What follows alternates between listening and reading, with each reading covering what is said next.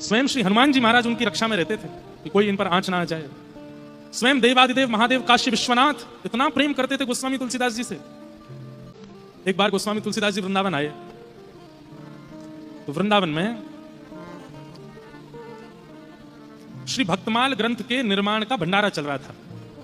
श्री नाभा गोस्वामी जी ने भक्तमाल ग्रंथ की रचना करने के बाद जरा भंडारा किया वृंदावन में। उसमें भारतवर्ष के सब संत आए, उसमें फिर गोस्वामी तुलसीदास जी भी आए। तो जैसे आप सब लोग इतनी संख्या में बैठे हैं, ऐसे ही गोस्वामी जी भी आए तो इतनी संख्या में भीड़ बैठी थी तो पीछे ही बैठ गए, सबसे पीछे बैठ गए गोस्वामी तुलसीदास जी महाराज। कहते हैं कि जब सामग्री परोसने का समय आया तो खीर परोस रहे थे सबको। तो आज भी वृंदावन में ऐसा नियम है कि जब अपनी झरा भंडारा होता है ना तो संत जन अपने अपने टिफिन लेके जाते हैं, अपने अपने छोटे छोटे टिफिन ले जाते हैं। बाकी सब सामग्री तो वहीं पाके आते हैं, खीर उसमें भरवा के लाते हैं और फिर उसको प्रेम से सुबह पालेंगे, फिर रात में पालेंगे, थोड़ी थोड़ी ठंडी करके पाते हैं।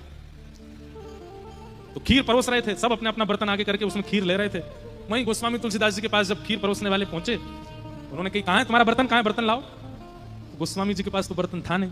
सोचने लगे क्या करें, अरे जल्दी करो भाई, अपना बर्तन आगे करो। तो कहते हैं कि गोस्वामी तुलसीदास जी ने देखा कि इतने रसिक संत जन वहां बैठे, उनकी सबकी पादुकाएं बाहर उतरी हुई हैं। उनमें किसी महापुरुष की पादुका जूते की आकृति में थी, उसमें थोड़ा अवकाश था। तो वही पादुका लेकर के आए और आगे करके बोले इसमें दे दो खीर, या में कर दो। तो जो खीर परोस रहे थे वो गुस्सा हो गए, अरे पात्र नहीं लेके आए हो, और ये क्या किसी महाराज की जो पादुका उठा करके कह रहे हो इसमें दे दो। तो कहने लगे नहीं भैया हमको इसी में ही दे दो, हमको इसी में ही पान करना है। अरे ऐसे कैसे दे दें, इसमें ये अपवित्र है, ये ऐसा। अरे नहीं नहीं ऐसा मत बोलिए, इस जूती का कितना बड़ा सौभाग्य है।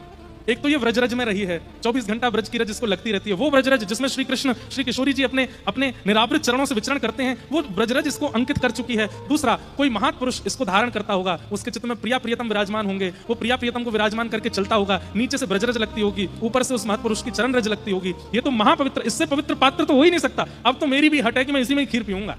गोस्वामी तुलसीदास जी ये बात दूर खड़े श्री नाभा जी सुन रहे थे, जिन्होंने भक्तमाल की रचना की।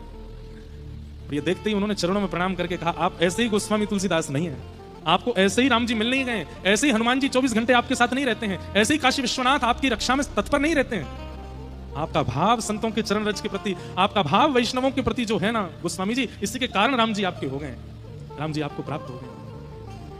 और उसी समय नाभा जी ने भक्तमाल में जितने भक्त हैं उन सबको तो पुष्प का दर्जा दिया, और श्री नाभा जी को सुमेरु, श्री गोस्वामी तुलसीदास जी को सुमेरु का दर्जा दिया। तो माला में खूब सारे पुष्प होते हैं, लेकिन जो मध्य में बीच में होती है माला, नीचे की तरफ जो मुख्य माला होती है, मुख्य पुष्प होता है, उसको सुमेरु बोलते हैं। सुमेरु का दर्जा किसको दिया? गोस्वामी तुलसीदास जी। इन जैसा भक्त नहीं हुआ।